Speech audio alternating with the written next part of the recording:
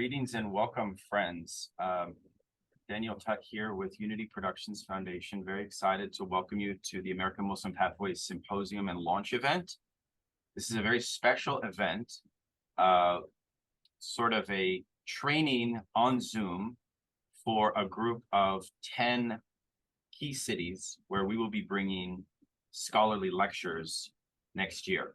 And this is an opportunity for us to sort of take a step back and learn about the vision of our organization and the vision of this particular project, what we're aiming to achieve, what we're inviting you to join and to participate as well. We have a very full and rich day planned from about now, 11 a.m. East Coast time, till about 2:15 p.m. So I will be your sort of MC. I will be the host. In the event that you need to grab a bite to eat, pick up your kids from school or anything of that nature, or use the restroom, feel free to do so. And you can transition from your computer to your phone if you want to listen, but you can't directly participate. I will share, of course, and the other presenters, we're gonna share everything with you, the recording as well as these PowerPoints. We're gonna try to limit the scope of information that we share with you, but we do want to give you a good taste of what the meat, the heart of this project is about. But before we do that, I'd like to start off with a welcome from the founder of Unity Productions Foundation, Alex Kronemer, who's a longtime colleague of mine. Alex is a writer, a filmmaker. He recently is produced a 3-part series for PBS, which actually serves as the inspiration of American Muslim Pathways, called The Great Muslim American Road Trip, which he'll mention something about. So Alex, would you please welcome everyone and kick us off?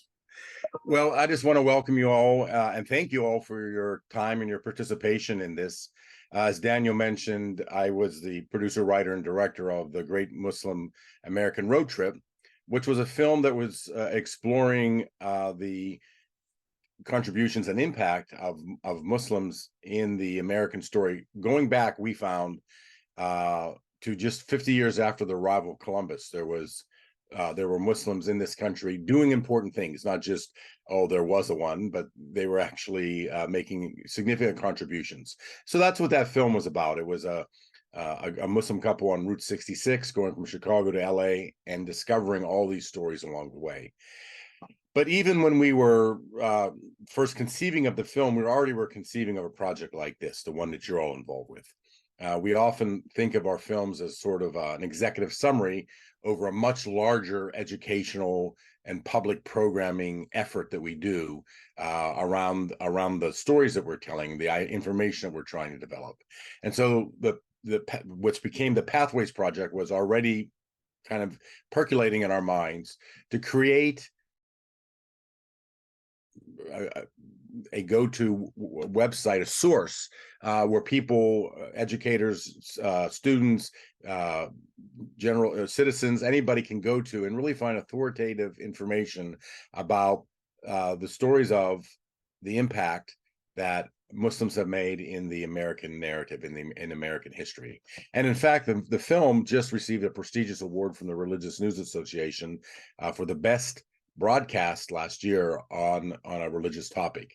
And we're with your help hoping to realize our vision and our dream for this to be the best source of information for people to get going forward on this topic. So I want to thank all of you for your many different abilities and talents and expertise that you'll be bringing to this project.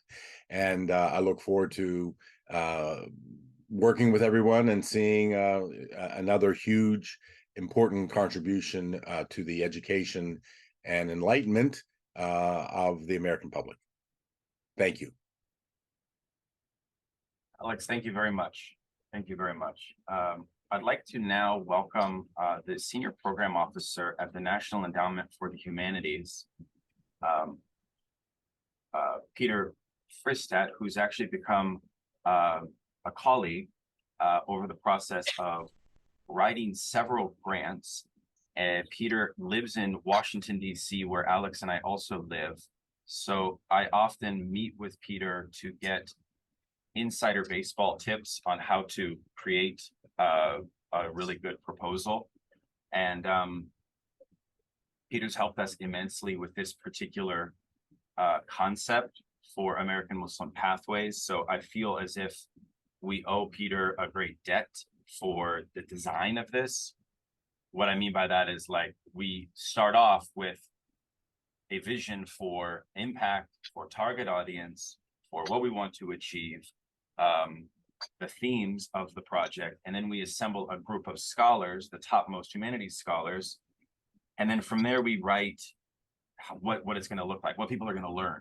And anyways, Peter just was instrumental in that. So Peter, if you wanted to say a quick word on behalf of NEH, please do so. Yeah, sure. Thanks, Daniel, and thanks, Alex, as well, and Daniel for the very, very kind words. We do, as sort of program officers at NEH, we make ourselves available to applicants and to provide guidance, pretty kind of regularly and consistently throughout the process. So it's always nice to see when that works out well. So yeah, we are just super proud to be supporting Unity Productions in this timely and really important discussion series. It's great to see you all here today for the training that Daniel has sort of worked hard to create, Daniel and the team. Just say real quickly, I want to say a little bit about, just to give you a little bit of background on NEH and the work we do supporting this type of project. So we are a small federal agency. We were created in 1965 along with our sister agency, the National Endowment for the Arts. We make grants to different sort of types of organizations to do work in the humanities. So that includes like preservation efforts, curriculum design, teacher training, scholarly research, museum exhibitions, documentary films. We fund all different types of work across different humanities areas and different humanities fields. American Muslim Pathways in particular, so it's supported by a grant from my office, the Public Programs Division. And we, as an office, we sort of do support the more public-facing work at the agency. Very specifically, the project is supported by humanities discussions. So if you're sort of dreaming up your own project in the future and want to kind of come in for something, this might be something to look at. Humanities Discussions has funded a lot of really fantastic projects over the years. And one of the things we really like about this, as opposed to some of the other types of public-facing projects we fund, we really love discussion programs because they can be sort of super enlightening and intensive, sort of these in-person and virtual experiences, and they can be just really transformative for participants in a way that, just watching a film or going to an exhibition, sometimes are, but not always, right? Whereas that really, getting up there and kind of listening to someone and talking to someone can really make a huge difference in how you understand a particular topic. So we love these types of projects, and yeah, just really excited to see where this one goes. So thanks very much. Right, thanks, Peter. Much obliged. I told Peter that he's allowed to duck out, but he must come back for the keynote from Michael Gomez, who is, I think, without any exaggeration at all, one of the most exciting and interesting historians working on the history of Islam in America today. Professor Gomez will be joining us about 12:45, but of course, Peter, stick around and be a part of this training as well. At this point, folks, we are going to roll up our sleeves a bit, and I am going to transition to introducing the project, as well as sort of some of the main ideas that we're trying to convey. Again, as Peter mentioned, this is a humanities discussion project. So what we're trying to do today is equip you all, first of all, to excite you for the ideas that we have developed. We have assembled a group of over a dozen leading historians, anthropologists, sociologists from the humanities, different disciplines. We've even identified the lectures that they are prepared and ready to give based on their kind of new cutting edge research. So we have created, in a simple sense, a kind of event, what we like to call an event in a box. So we tried to make it quite easy for you all. But let me actually share so you can get a feel of the actual program itself. So hopefully y'all can see that okay. So just from a high level point of view, American Muslim Pathways is aiming to focus on a topic that Unity Productions Foundation, Alex and I's organization. We also have other members of our team, Jamal, Noshin Rizvi on the team is going to be a very central player in this, and we're going to introduce Noshin later. I think Zeki is with us as well. But we really work to build awareness about the cultural legacy, the contributions of Muslim and Islamic culture to world civilization. Given that we are based in the United States, we do take a particular emphasis on the US. And this particular project, although of course, whenever you talk about Muslims and Islam, you are really invoking a global category at the same time. So what is the story of Muslims in America? What is the origins of Muslims in America up to the present? That is the ambitious historical scope of this project. And the truth is, as Alex and I were researching, part of what we do for every film is we just get on the phone and we talk to scholars and we try to learn forgotten histories. So part of what we're trying to do here and to excite you all about is the notion that nobody, and I would even argue many Muslims, really knows much about the history of Muslims in America. And it is a fascinating story that the public needs access to. So there's a sort of social demand, social good that it drives our mission. And part of that, of course, is to build bridges. We feel that critical reflection on these topics itself can be a catalyst to lessening tensions across different divides, whether they be ethnic, religious, racial, class, whatever have you. Just the idea of watching a film and having a discussion, we have a theory of change, actually elicits greater strength in the community, greater bonds in the community. Our programs are really meant to foster that. The project is structured around 5 themes, which I've listed here. These are in chronological order. So you could think of this project, if you get a full feel for it, if you go to the website, and again, the website and the project is meant for the public, it's not meant for classrooms. That's quite important. We're doing public education in the humanities, which means that we're not trying to overwhelm with encyclopedic information. We're trying to excite, entertain, and educate, right? But these are the themes, and Susan and Patrick, our 2 lead educational developers, are going to be elaborating on these themes in a moment. But they're quite interesting. If you see the American Muslim revival, the Muslims of early America really is talking about the transatlantic slave trade all the way up to the Civil War, okay? The American Muslim revival is what's called the Reconstruction era, going up to about the 1920s. And then building foundations while on the move is looking at the massive immigration from different parts of the world into the heartland and all across the United States. It should also be noted that the project itself, and I think NEH has a mission here, has a somewhat of a geographic, cultural focus on the heartland, the US heartland. And they film the Great Muslim American Road Trip tours Route 66. So part of the provocation of the whole idea of the project is, what is the story of Islam and Muslims out in the heartland, away from the cities? And the truth is that so much happens in those spaces. Building foundations while on the move, as I mentioned, really documents this notion of what is an institution in the Islamic faith, in the Islamic community. We have a whole wonderful tour on the website looking at different forms of mosques. The American Islamic practice is a very interesting theme, looking at how different communities of worship develop distinct identities and what they look like. So kind of immersing into different forms of Muslim practice. And then the contemporary piece is looking at the profound, the Muslim community in America right now is the most ethnically and racially diverse religious community of any other community. So it's really digging into the contributions and the sort of the stories and the narratives. There's a very big, I think, storytelling strategy at the heart of this project.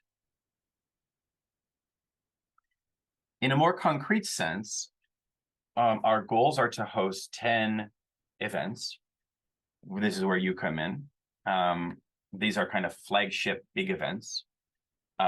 Secondly, our goal is to launch this new website, which is up right now. You can see it in a kind of draft form, but it's going to be a much more extensive website with podcast and video and interactive modules and quizzes and scholarly interviews, and all of the lectures are going to be hosted on the website as well.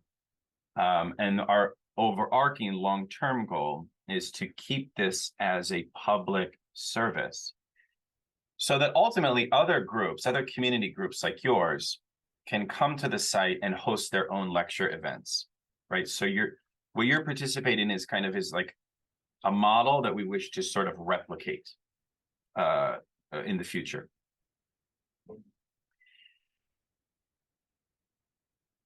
And so, Nosheen, if anyone has a question, please say it out loud, because I can't see anybody. I can only see my presentation. So I want to say a few quick things right now before I pass it off to Susan Douglas regarding the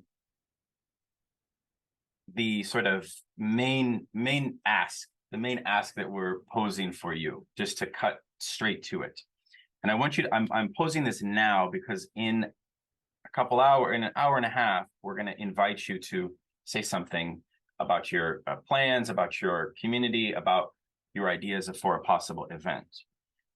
Many of you have already spoken with us and you already have somewhat of a clear idea of your event. Others have not. If you don't have a clear idea of your event, that's okay. Don't be afraid. We'll still love to hear from you and chat with you about different ideas. But this is the general overview of what we're looking at. Is we're going to begin launching these 10 events starting in February through October of next year. These events will be in person. They will not be online. We will send a scholar for your keynote amongst our scholarly list of scholars, which we'll share that list in a moment. We're asking you to gather between 50 to 100 people. And we're asking you to form partnerships with other community groups. We definitely want to put an emphasis on a PBS station. We're partnering with PBS National. We're working with Robin DeShields and Paul Mackey to help really drive PBS engagement. But these events will have a lead partner group, right? So there will be one lead partner group that receives an honorarium, right? And that is responsible for kind of organizing the main event. We're also asking you to reach out to the local Muslim community. We are happy to help you in doing that. Our team at UPF has, I think, pretty solid inroads to Muslim communities all across the US. And then you can also, of course, get creative. You can reach out to elected officials. You can reach out to colleges. You can reach out to other professors. You can create a panel with the keynote scholar after their lecture. So we also want to invite a certain creativity in the way that you formulate your event. And if you haven't done so, of course, following this meeting, we would like to meet with you to discuss your event. And of course, your event is going to be filmed, as I mentioned. So that's an important thing to keep in mind as it pertains to the technology available at the venue, things of that nature. We provide a mini grant of $1,000 to the main host organization. As I mentioned, we provide the keynote speaker, and we provide their travel, lodging, and honorarium. We have that covered as well. And myself or another team member will come to your event, say a few opening remarks, and we will film the whole event as well. We also assist you with, some design help if you need it for your flyer and things of that nature. So what that really means is that for you, the main lift, the main ask will be to gather the audience, to form the partnerships, to pass out evaluations for everyone that came at the end, which will provide you that form. And to identify the following kind of broad cross-section of the community for your target audience, including students, the American Muslim communities, and constituencies of civic organization and faith groups. You can, of course, include other groups, but I think these are the sort of broad types of people that we're trying to target for this, just so we're clear. Again, I'm going to provide this presentation afterwards in the event that there's follow-up questions, and please save your questions for our presentation and discussion later as well. To give you a sense of the scholars, as I mentioned, these scholars, I think, are doing some of the most interesting and timely new research into the history of Muslims in America. Here's a list of the lectures that they've already agreed to give. There are definitely going to be some scholars that multiple people will want to have at their event, and we'll have to kind of negotiate with folks about who can go where. We've already started that conversation with a lot of you, but I think we can find a way to make it work. Part of the themes of these talks are very geographic. We have, for example, events planning in Seattle, Los Angeles area, Portland, Oregon, Las Vegas, St. Louis, Princeton, New Jersey, Washington, D.C. So some of these, or Charleston, South Carolina. So number 9 with Muhammad Abdul Rahim, America's Other Muslims, is actually probably beneficial that it be in Charleston, where he's based. Also because part of what we want to do with these lecture events is we want to do interviews with our scholars for the website. And Muhammad, as a little side story, happens to live near Sapelo Island. And he's also just recently written a book on the Gulagachi people, which is a very, very fascinating history of Black Muslims from West Africa. An incredible story that we want to sort of create a short little film about. So that's a little snapshot of our scholars. To give you a sense of the actual format of the event, this is what we're looking at. We're looking at about an hour and a half on average event. That could be longer, probably wouldn't be shorter though. And this would be sort of like a sort of template for a run of show of the event. You'll see here the presentation of short film. What that will be is we will provide and prime up a short film with excerpts from the Great Muslim American Road Trip that will sort of correspond to the theme that the scholar in your talk is giving. So for example, if you have a scholar that's going to be giving a talk on the Muslims of early America, we will show a 5-minute clip that really highlights this, and also kind of introduces the project and introduces UPF and things like that. So that will kind of be a context setting device. Remarks from UPF, remarks from yourself as the MC, or whoever you designate as the MC. And then I do think it's very important that you engage a civic leader, or multiple civic leaders, even elected officials, if you so choose, would be a nice thing to kick it off. It kind of gives the event more gravitas, things of that nature. And then you have your keynote. And I think the keynote will be about 30 minutes, maybe 40, depending on the scholar. They may use PowerPoint, they may not. It's really up to them. And then we would recommend a sort of response period That can be in the form of small group discussions. That can be in the form of a panel. And then, of course, there needs to definitely be some audience engagement, audience Q&A, audience dialogue, things of that nature. But that's just to give you a concrete sense of the event.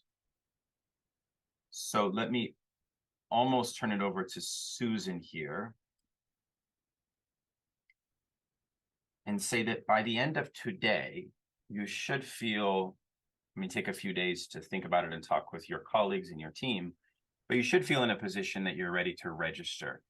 And when you are, we'll invite you to go to our website, muslimpathways.com, and simply scroll down where you'll be able to enter in your date, your event description, a sense of what kind of groups you're going to partner with, your estimated attendance, your plan for promotion, etc. And then from that point, Nosheen and myself will reach out and we'll have a conversation. Okay. I'm now very happy to welcome Dr. Susan Douglas, who is the Director of Outreach at the Center for Contemporary Arab Studies at Georgetown University. Dr. Douglas is a longtime consultant for UPF, starting with our very first film. Susan actually created the entire curriculum. Our first film was on the life of the Prophet Muhammad, and it came out just a few months following 9/11 in 2001. And this film became, and the curriculum that Susan created was literally downloaded by thousands and thousands of teachers and used as an educational resource, and continues to be. And Susan has gone on to create curriculums for all of our films since that time. Okay, thank you very much, Daniel and Alex and the whole team at Unity Productions Foundation. I'm very pleased to be working here on this website as well.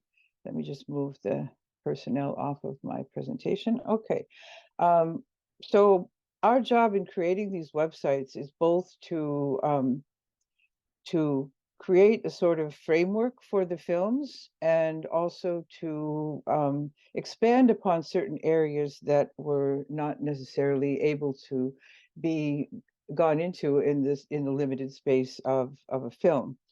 And so so what we do is we provide, in this particular case, which is many of the projects that I've worked on are directly for the educational environment, although they certainly are used as well by the general public.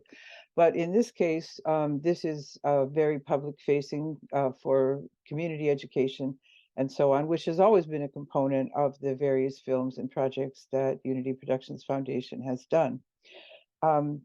In this case, we're looking at a sort of quick reference guide to the scholarship because they are lectures and they are in the format of lectures that, of course, people can refer to the scholarship of the lectures. And I'm sure that this will happen because their lectures are going to be fascinating. But a lecture is something that we're going to lay down sort of reference guides, provide material for discussion of the lectures, and then again expand on each theme and its stories with, first of all, contextual background material, interactive activities for group study and discussion, and some quizzes for fun recall. The emphasis here is on the story aspect of the lectures. And again, to sort of memorialize the lectures in a format where users of the website can go in and pick and choose what attracted them from the lecture, what would they like to know more about, and so on and so forth. At the same time, we're creating a record for the public, for public consumption and easy public consumption of the amazing scholarship of these lectures. And this scholarship has been a long time in coming. It has, just to take one simple example of one of the books, of an early book by Sylviane Diouf, Servants of Allah. She has now written an introduction to the 15th anniversary one and recording on how it was very difficult to arouse interest. And I have met several of the scholars who have devoted their lives to, finding out this kind of information about the history of American Islam. and had to, dig. One example also, Prince Among Slaves, which is one of the films Unity Productions did. Peter Alford spent 20 years researching that until it came out to a book. So by making this scholarship available to the public in the form of a website, which is digestible, which is interesting, which is also supposed to be fun, is the idea here. So what I'm going to do with the remainder of my time is simply to provide a couple of highlights from areas that I have begun to work on. There will be colleagues. Patrick Bowen will speak about another aspect, and there will be a companion to each one of the themes. So the first thing I'm going to highlight here is, without going into any detail, is a sort of gallery of early Muslims in America. And these are some very surprising things. You will be able to experience the stories of Muslims woven into the very fabric of American life from the beginning, as he mentioned it. It's a gallery of individuals, their biographies, and documents and images and artifacts associated with their lives, which again have resided in private collections, in archives of state universities and libraries and so on, sometimes in very surprising ways. These documents will testify to the active presence of Islam in America well before the 20th century. And then we will also be covering some of the fascinating research on the extent to which Muslims who were enslaved in Africa crossed into the Atlantic world under horrific circumstances, and yet were able to maintain their Islam in some form and pass that on to the point where we can perceive that in the historical record today. From the language itself, from first-person accounts and second-person accounts of ancestors and so on. So here's just a little sample of some of the individuals that we'll be covering. Many of them might be already familiar and will be the topic or highlighting some of the lectures. We have here, one of my favorite is the famous Georgetown figure, Yaro Mahmoud. We have Ibrahim Ibn Sori. We have Estevanico here up in the corner, and Omar bin Said, whose written autobiography in Arabic is now part of the Library of Congress collection. We have Alexander Russell Webb. I won't again go into details because this will be the subject of both the website, but in a very easy form, and also it will feature in many of the lectures. Even more surprising are some of the documents that are out there, which included one on a very early resident of called the Turk, who owned land in New York City, and who was also one of the ancestors of the Vanderbilts. So this is quite a surprising set of things. You have then the Arabic writings, many times designated as having written on request of other, either masters or people who were interested in the fact that they knew that the slaves were literate. Then they would ask them, well, can you write the Lord's Prayer? And so they would write a surah in Arabic, which was not the Lord's Prayer, certainly, but close to it in the form of the opening, the Fatiha, the opening chapter of the Quran. We have here featured also as a document Thomas Jefferson's Quran. There will be a lecture including that from Denise Spielberg. Bilal Muhammad's treatise here, bound in leather. And then here, one of the more surprising things for anybody is the first mosque, purpose-built mosque in the United States in Ross, North Dakota, in the middle of a wheat field. So these are just, again, a few samples. Here, the first known person of Muslim origin in the 13 colonies, one Anthony Jansen von Sale, also called Anthony from Sale or Anthony the Turk. His story casts new light in the history of Dutch New Amsterdam and exemplifies the immigrant experience that shaped New York City and Long Island for centuries. This is the deed to the land, a grant of 200 acres that was given to him by the governor of New Amsterdam when it was under Dutch control. And again, they were among the very first European landowners. His story is quite fascinating in terms of how he's related to Islam. Saleh refers to a place in Morocco, as a matter of fact. And so this is just one of many. Another whole entire theme, I'm jumping here to the last theme of the project on contemporary American Muslims. This is an individual, Fazlur Rahman Khan, who was also mentioned in the road trip. in connection with a robotics youth activity that takes place in the American Southwest. He was a Bangladeshi American structural engineer and architect who innovated a method for building the tallest skyscrapers that was efficient in its use of material and noted for its strength as well as its flexibility, which was a tubular structural system for skyscrapers. His signature building for this was Chicago's Sears Tower, which is now called the Willis Tower, which remained the tallest building in the world from 1973 until 1998. This is a sort of diagram of the bundled tubular structure, which involved providing a base and then being able to raise all the way up to 108 floors in a manner that is also very attractive and very flexible in terms of its use of space, its facilitation of usable commercial spaces, office structures, and so on. His structural innovation, he's called the Einstein of architectural structural engineering, has since been used in many of the tallest buildings in the world, and we'll be featuring some of those and how that structure has been adapted for use.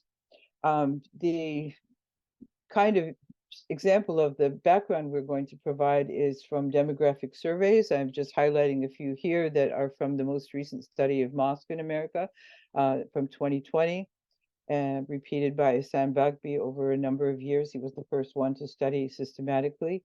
And you have here sort of how mosques are changing from being first urban oriented to including suburbs. And there's another diagram that I didn't include here, or rather chart that I didn't include here, where purpose-built mosques are growing, especially in the American South. As he mentioned, as Alex mentioned, and also Daniel mentioned early on, American Muslims are the most diverse religious community in the U.S., and this chart sort of shows the change and shift in that as it goes on. And here, this quite surprising one I will end with, which is the fact that a large majority of Muslim adults are citizens, even as the community is a very young community, and the dominant group is the 18 to 34-year-olds, and so on. So interestingly enough as well, that no single country is origin for more than 15%. So it's really amazing. And there's nothing more typical to view that diversity than going to an Eid celebration like Eid al-Fitr. And here we have Eid al-Fitr, and here we have an example of meeting in a field. There are several other images. This was done of a very nice collection at HuffPost. This one happens to be in New York, but there's another one that was held in a stadium, and they're just amazing gatherings in terms of dress and culture and all of that panoply of Islam in America. So again, this has just been a quick sampling of what we're going to be doing and what we will provide on the website, and will enhance the lecture series that you will. The website will be ready when the lectures do begin, and so you will be able to use that as part of your events. Thank you very much. Susan, thank you very much. Thank you very much. In the interest of time, I want to move to our next speaker, who is a scholarly advisor for the project, Patrick Bowen.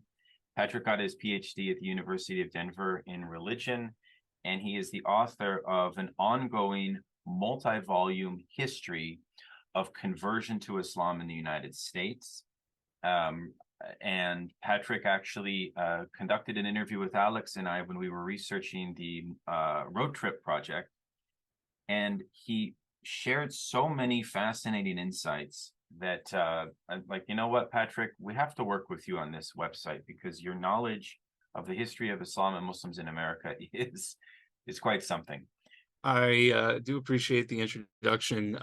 Yes, I am very interested about the history of Islam in America, because when I started investigating this topic, I quickly learned it was far more complex and rich than anything I had expected at all. I expected really just maybe a few little histories, but it turns out that there are so many stories about the development of Islam in America that one struggles to condense it all in a way that really gives justice to the Muslims who have left a lot of legacies and impacted the development of American history.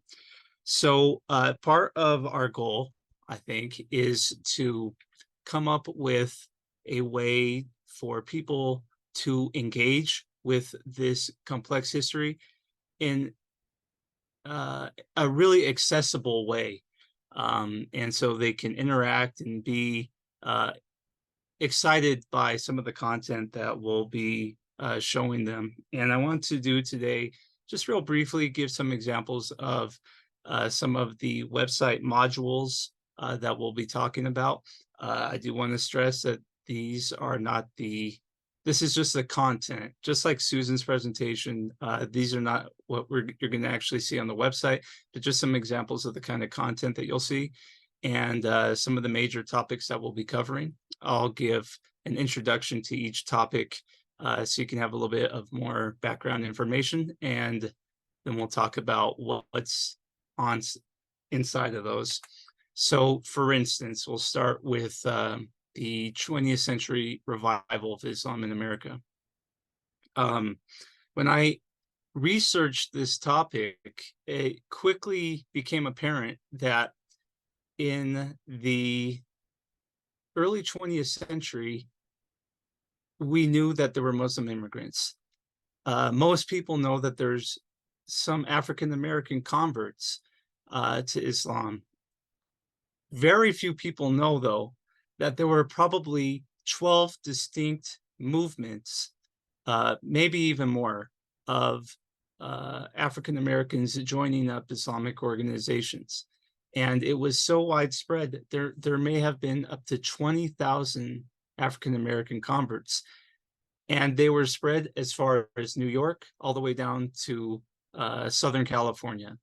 And this is just mainly between the 1920s and very beginning of the 1930s, all while immigration was increasing.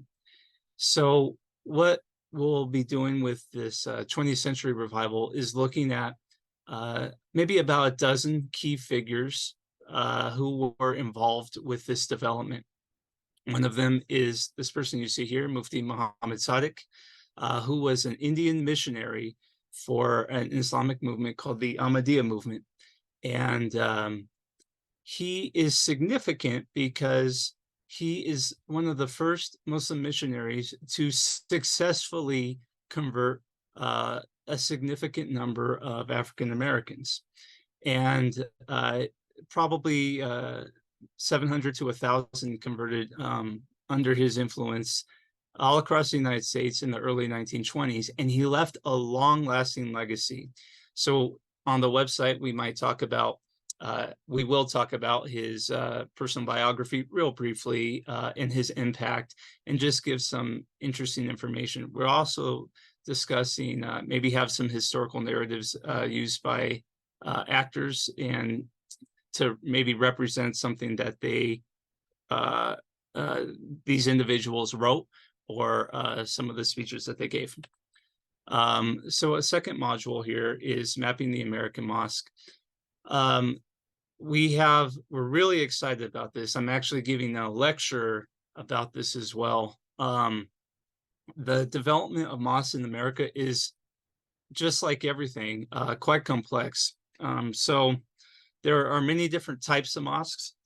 In the Quran, it enjoins Muslims to pray together communally, and it advises them to maintain their mosque, but there are not many instructions behind what exactly is a mosque. There's a well-known Islamic tradition, a hadith, that states that the whole world is a mosque, and whenever it's time to pray, you should prostrate there, wherever you are, because the whole world is a mosque. So what does that mean for the development of mosques in America? Well, we can go back to the Muslims who came in the 16th century all the way up to the 19th century. How are they developing their mosques? We can look at immigration too. And one of the interesting types of mosques that did develop were the use of churches. So for instance, here we have a congregational church in Connecticut, old, I think it was developed in the 1640s, first built, and it's considered a National Historic Site. Muslim community now runs this building. They own this building and they use it as a mosque. But if we look deeper into the history, we can find that the use of churches has been going on since the very early days of Muslim mosque development, often because they are set up, they are already set up in ways that people can come in and look at the mosques and worship properly. For instance, they'll have a pulpit and they'll have a large area for prayer. So this is one of the early examples in Brooklyn, New York, the Power Street Mosque by the Tatar community, which actually was one of the first communities, Muslim communities, to organize back in 1907. What we'd like to do with this website and what we're going to do is have a map, interactive map that people can come in and look all over and maybe click on a region and find out what kind of mosques are there. The types of mosques will also be a different way to select what mosque they'll look at. And so they could select the type, a church, a Reformed church, and then select this particular mosque, as well as over a dozen others. And then finally here, just another project that we're looking into. We're talking about different ways that Islam has influenced music. Another scholar will be looking at the influence of Islam on jazz music. Islam, as another scholar we've mentioned today, Sylviane Diouf, has shown how Islam has influenced blues music. And of course, blues music is an important predecessor to hip hop. And hip hop from its beginnings has also been influenced by Islam in a strong way. This year, 2023, is widely considered to be the 50th anniversary of hip hop because most people trace it back to 1973 in the Bronx, where DJs like DJ Kool Herc began hosting parties. And African Bambaataa also was hosting his separate parties also in the Bronx, and they both had Muslim participants. And they were oftentimes playing Muslim speeches, like speeches by Malcolm X. And over time, there was an increasing influence of Muslims within the development of hip hop. And we want to give like a timeline so people can see that this is not something that maybe just occurred at one point, maybe in the 2000s with artists that they know, that this has been going on since the beginning. So here's an example. In 1982, the Grandmaster Flash and the Furious Five, they're famous for producing maybe one of the first community conscious songs, The Message. And few people know that part of that rap group was a Muslim.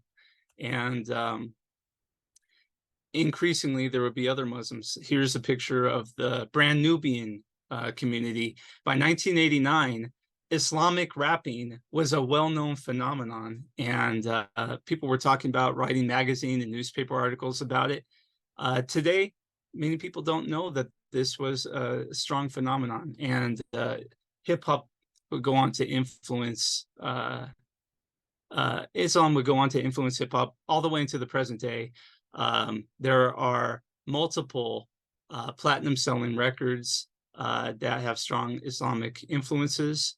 And some of the most influential hip-hop artists have begun to become popular within mainstream community and within the Muslim community. And we will definitely be looking deeper into that legacy. And our vision on this timeline is that it would be more interactive. People could pick on particular images and get small details that they can follow. And of course, each of these modules will be accompanied by a narrative. to give context that's easy to follow and will be assisting in this public education project. But I think that's it. Thank you.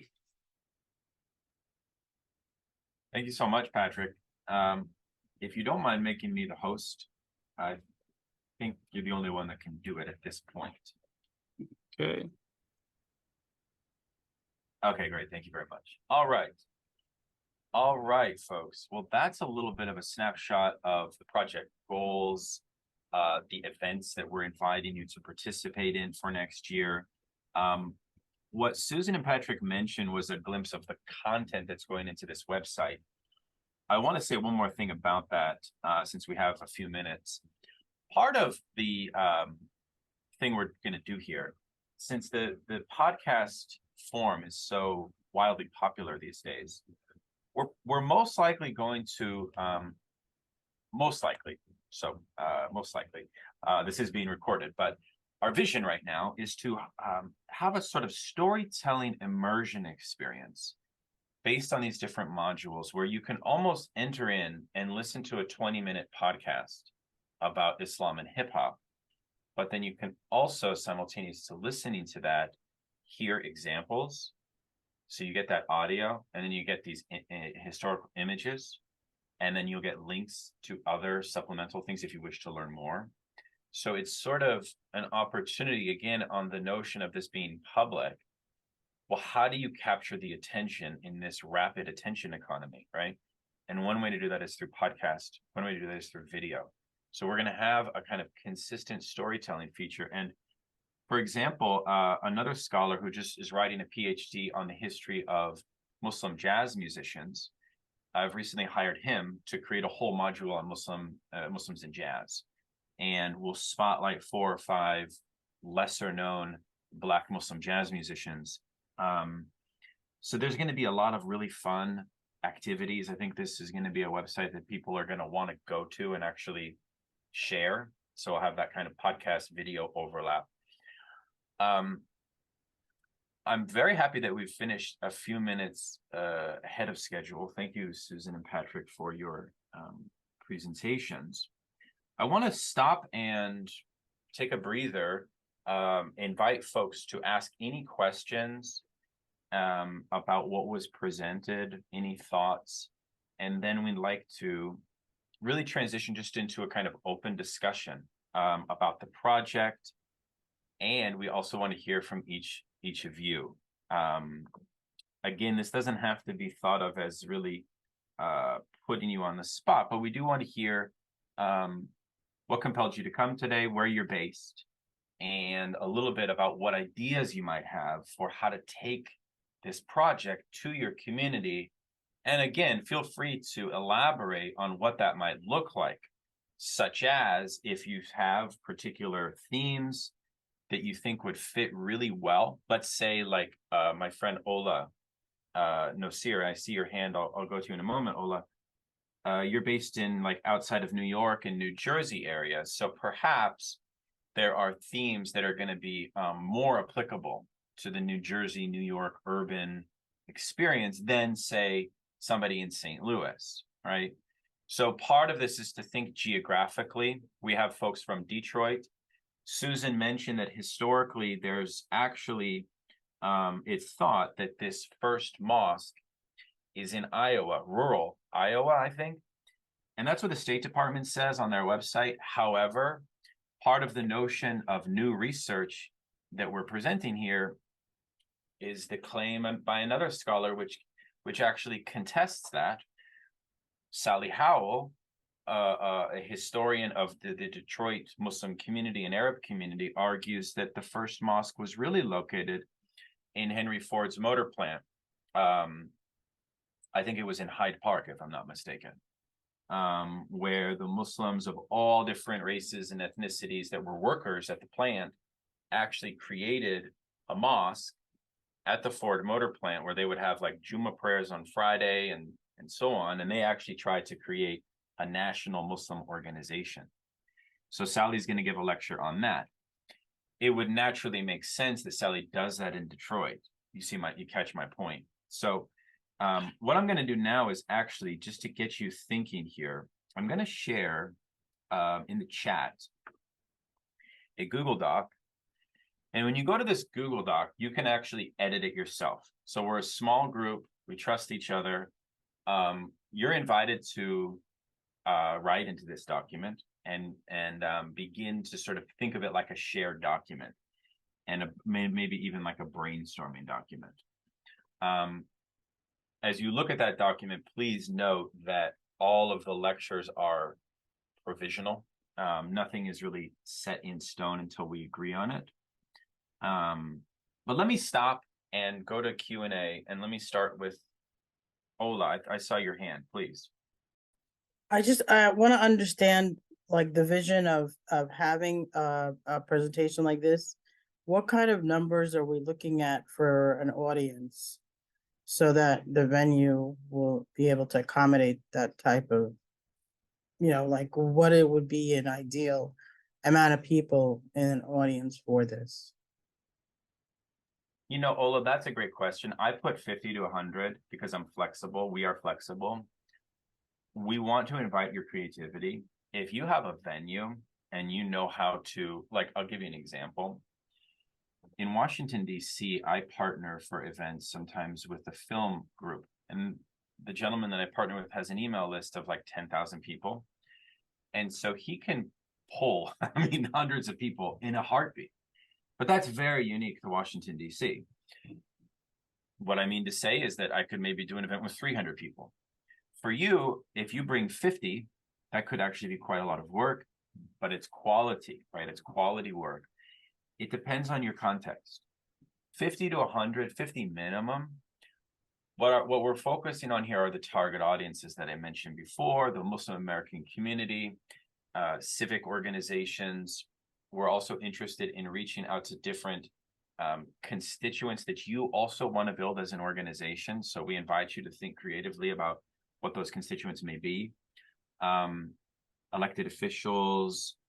We, again, want to bring the gravitas of the event up a little. So elected officials would be very welcome if you feel it's pertinent for your mission and organization. So Ola, what I'm trying to say is we do want to invite you, even though I think we're giving quite a lot in terms of honorarium, filming, scholar, etc. We want to leave room for you to create an event that reflects you. You know what I'm saying?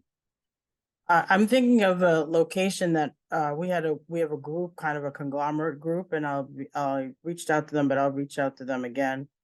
And the first time we created an event was before COVID, and we rented a facility. It's called the Westchester County Center. So it's a very big facility where you can host a lot of people. And we didn't know that we would get that many people, but we hosted an interfaith iftar, right? And just network of people, shared the flyer, and it went kind of viral. And within the Muslim community and obviously the non-Muslim community. So over like 500 people came. So it was kind of like a shock to everybody. Like, I don't think everybody expected that many people and scrambling to get enough food and things like that. So at this type of venue, I assume we should have some refreshments and things like that, just to kind of, because food works with people and attracts people.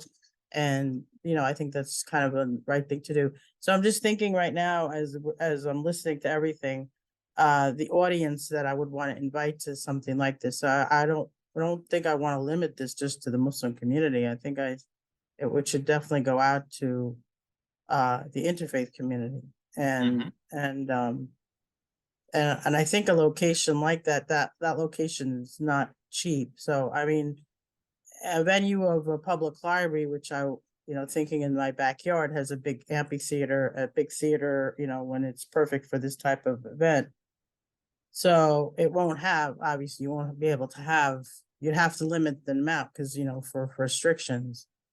So those are just things I'm thinking of right at the top of my head. I'm going like, where would I think of putting this type of event? Because if it's really kind of ends up being wildfire, you don't want to like have to say, I'm sorry, we can't have you because the space is limited. So those are things I think about. Yeah. Well, I think we did an event on the Sultan and the Saint, our film on Saint Francis, which was, from what I remember, a very successful event. And that was through another organization, and that was in Westchester Community College, and that was used their facility there, which is also possible to use their facility. So that facility is similar size of my local library's facility. And having this is in a library is because it's, more cerebral, and I think this whole presentation is more very, historic and cerebral, and yeah. And I know the person there that I would approach, I know him very well. So that was going to be my first go-to idea. But anyway, so I just wanted to ask the question. Okay, great. Thank you. I want to invite others to pose questions, thoughts on what we've presented. I know we've given kind of a lot of information, but hopefully folks are feeling pretty clear on what we're looking at. And I want to say one other point for folks that are less sure if their organization is in a place to host the event. It also could be the case that you partner with the event. And this is an important distinction. So a partner would be playing less of a direct role, but would be from a publicity role, sort of promoting it, helping to get the word out, getting their logo on the flyer, things of that nature, attending, encouraging their members and network to attend. But at the end of the day, they're not they're not receiving the mini grant, right? They're not the kind of the main host. And the partners can play a big role. One thing to Ola's point, we definitely want PBS stations to be engaged with each event. So we do our best to reach out to the local PBS station in your area. That would be very powerful. Yeah. I think that would be important, yes. Well, perhaps we can shift to, first of all, let me just pause and see if there's any questions. I did share that document. Hopefully that opens for everybody. Yes, I do see some folks have entered into the doc. Good. So I just have another question. Will you Sure. help us draft like a very strong kind of or email, or will there be like a standard email that we will use to invite people, like say the library to host something like this? And that would be one kind of email for the host location, and then another email to get the partners involved, or I mean, I call it co-sponsoring. Is that the same kind of thing as partnering? Yes, well, definitely. We're going to provide a template flyer, a template like verbiage and text you can use for various purposes, social media, newsletter, email. So you can kind of use that template, kind of like we'll provide a kind of promotional toolkit. Right. And you can use that as you wish and customize it for yourself and things of that nature. And again, I mean, in some cases, what you might want to do as you're conceptualizing your event is to put the scholar that we bring into dialogue with a local figure, such as a local personality of some sort in the arts, a local arts and culture personality. Perhaps that person might serve as the MC of the event. Perhaps that person might have a intimate one-on-one following the event. And again, it's being recorded. That could be quite beneficial. So we also want to think about this for the larger goal of the project, which is we want to, for long term, we want your event to build community connections. But for the long term, we want to record it so that we're taking the scholarly insights and putting them into the public domain. That's kind of one of the long-term goals. So when you said the MC and then the scholar who will be coming to do the presentation, did I miss something like there? There'll be a different person who will speak with the scholar that you'll be bringing for the event. I was saying that's an option. I'm saying it's an option. Another option might be that, well, you might say, let's have two respondents. from different departments, or, let's partner with a local college and get a couple other professors to comment, or a faith leader to comment, or however, it's again, we're sort of leaving some rooms just to giving you different ideas. Right, Wow. I'm working with the college now on many different things. I've been volunteering and presenting and interfaith things. That was the other location I was thinking of. It's Manhattanville College. So, those are the two places I was thinking of, physically, space-wise, having. And then that college has a castle and it's really beautiful. And so, I'll think about all these. Thank you. Okay, great. Well, that's fabulous. Well, I know we have members from the Los Angeles area, although Los Angeles is so huge. I know Desiree Gutierrez is here. Welcome. I know we have members from Detroit with us. We have members from Princeton, New Jersey, Washington, D.C., and St. Louis and Las Vegas that are not able to come, but they're going to be watching the recording. And we're already in touch with sort of their planning. So we're not going to be able to hear from every site. But perhaps the representatives from Detroit might wish to, I think Marty's here. Yeah, hi. I'm Hello here. there. Hi. You want to know what we're thinking of doing? Yeah, please. Okay. Yeah, we've been very excited about this project ever since we talked to Nashim and Daniel via Zoom. We have a pretty deep or strong connections with various Muslim American groups and communities in Detroit. As you said, there's a number of complex separate communities, and we're trying to involve all of them. But we've been already talking with a number of people about this. We are meeting with the Arab American National Museum in about 10 days. We've already talked to the director, Diana Abu Ali, who seems pretty interested in being a partner in the venue for us. We're excited about that. But we're also talking to the mayor of Dearborn, Abdullah Hamoud is just he's an young, inspiring, progressive guy. We'd love to get him involved too. And we have members of our board and of our community action panel, CAP, who are Muslim, and we're reaching out to them and so on and so forth. So we're gonna have we'll do is we'll form an advisory committee to help us plan it and to guide us in this project, and also help us promote it to reach the largest possible audience. We, as Daniel said, we're very interested in Professor Howell and the first purposeful mosque in Highland Park. So when I heard that Susan say that there was a competitor, I was for the first purposeful mosque, I was kind of surprised. But we can maybe we can. It's a historical battle. Maybe we can flesh out at our lecture. So we're very excited about this. We think it's going to be a great opportunity for us, and we welcome it. We already submitted an answer to the RFA. So do we have to fill out this other registration form, or is that good enough? You guys are all set. You are amongst a few select groups that have already basically been approved. So and Mark, I don't think you mentioned the name of your organization for others. Oh, I'm sorry. Detroit Public Television. Yes. Yes. Sorry about that.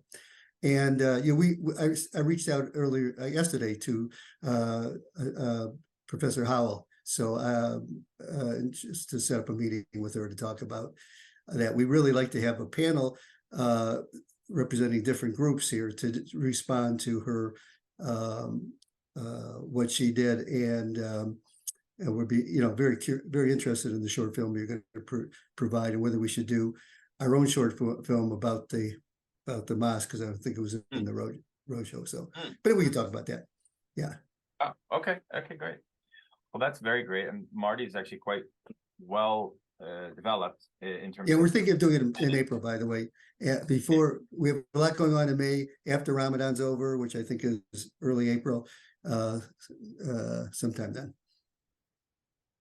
All right, fabulous. That's really exciting. I think that I'm happy to hear that Sally's talk would probably be received well, given that it's a local theme. I think the community wants to learn about the community's history. It makes sense. So that's really great. And Sally is, we were going to do a big PBS book event with Sally on this. And now I'm happy this is materializing. We are going to be creating a major kind of podcast website storytelling feature on the what's called the Ford Motor Mosque, which is really Sally's kind of historical discovery in many ways. She's sort of written about this extensively. Well, we're hoping that she's the director of the Center for Arab American Studies at University of Michigan Dearborn, so they're going to be obviously be a partner with us. We've talked to other people there, but if she can also talk a little more broadly about the history of Muslim Americans in the city, that would be great. So I'm going to broach that possibility with her. One thing is, can we see some? I was really interested in Susan Douglas's that slide with all that with all those statistics on it. I didn't get to see them all. So if there's a way I could see some of the materials that you presented earlier, that'd be great. If you could share them with us.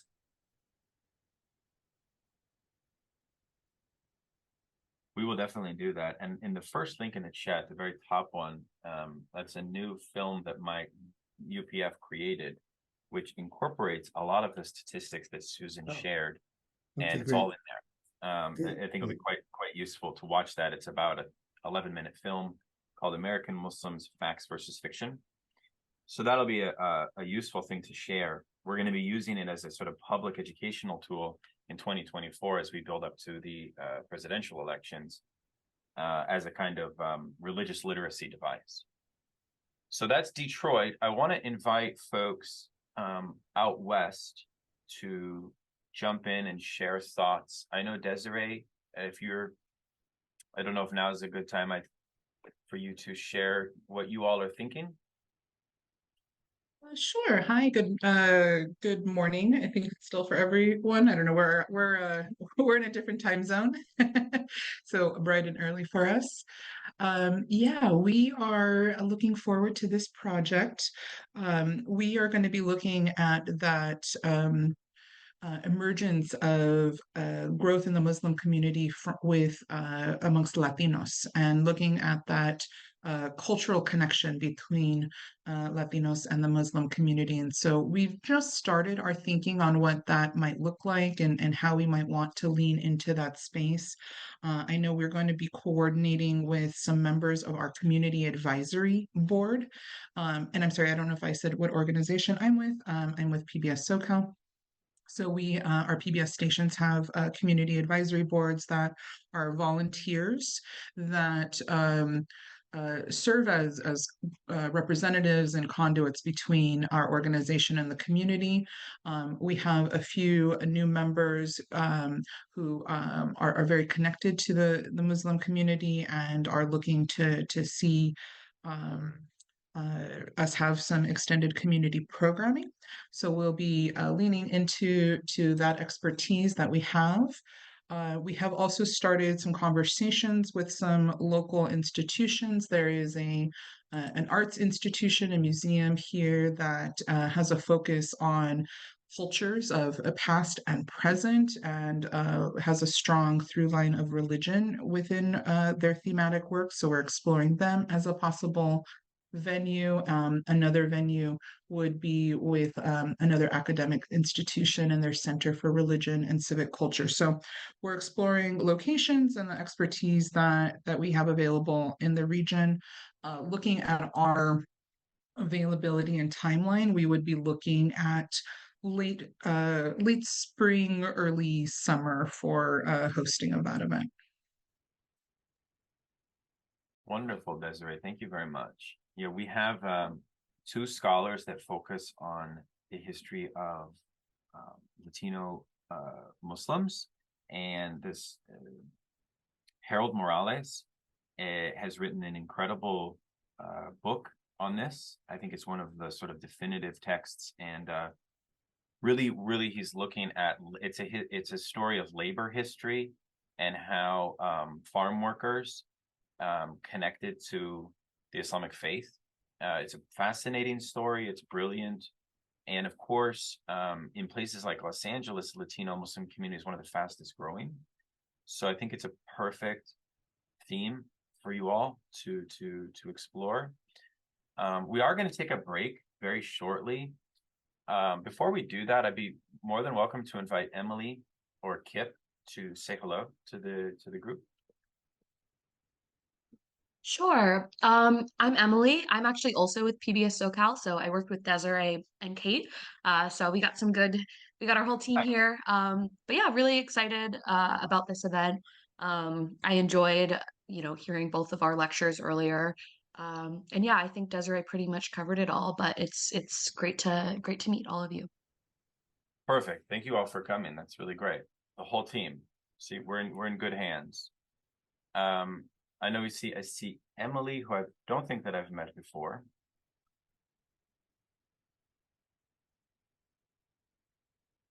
Emily may not be available at the moment.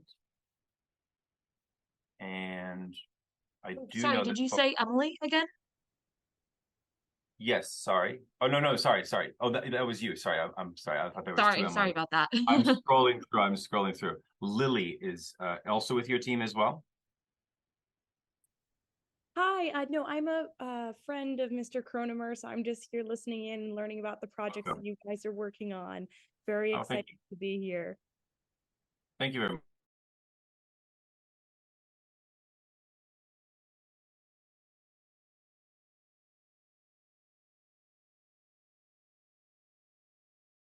You're muted, Daniel. I think we'll probably take a break very shortly, unless there are other questions. Our keynote will arrive at about 12:45.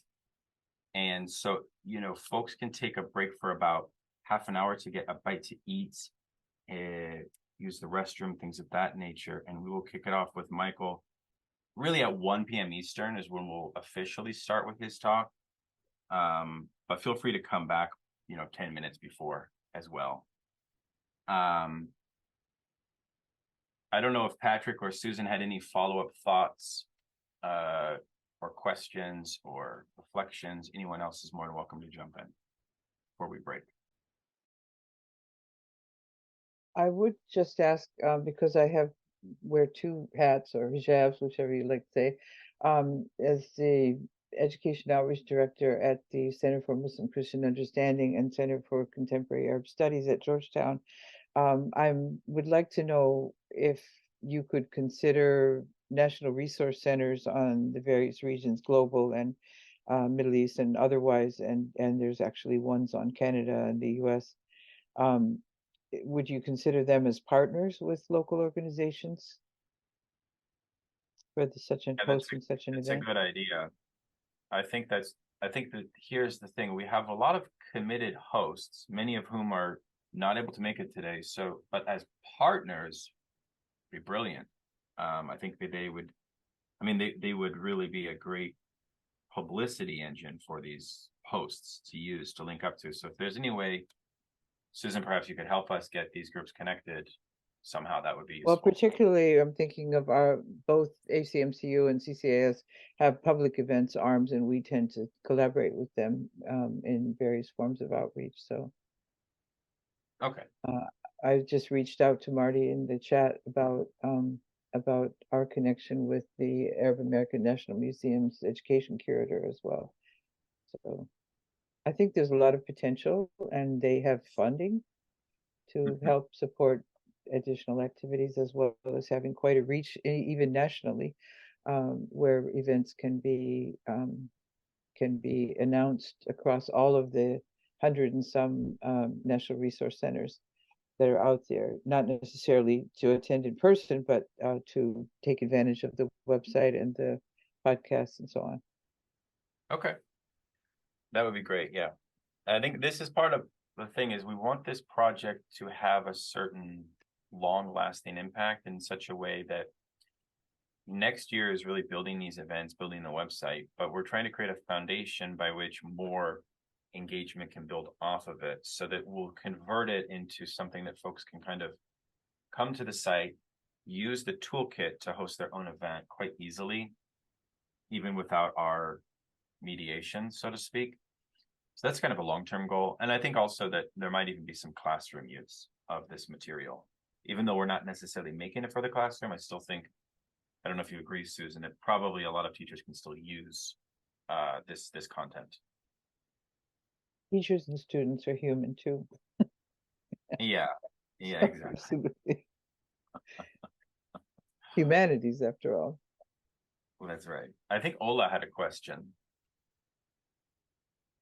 I'm just thinking because of all that's happening politically and everything with Palestine, if I'm approaching people or they might be asking me, is this going to be political, things like that, and how do I, position that to kind of calm them down? And that's all. I just was throwing that out there. Yeah. Well, I mean, you can position it. I mean, part of our objective with this project is to look at the strategy of humanizing the Muslim community from a long duration, a long cultural point of view, because you can't necessarily separate the political from the cultural, but at the same time, I think that one of the things that's obviously needed as it pertains to the political image of Muslims and Islam is a deep cultural understanding of who Muslims are. And that is an opportunity for people to sort of depoliticize to some extent an overly politicized image of Muslims as violent and cliches and all of the stereotypes.